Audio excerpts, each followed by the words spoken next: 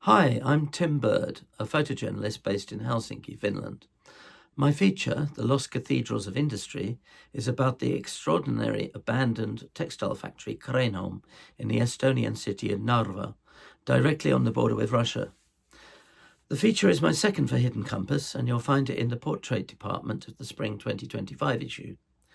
The frontier location and the kind of desolate beauty of the disused factory buildings appealed to me as a photographer, and I visited several times to produce this story, also meeting and listening to the stories of some of the local residents and former employees.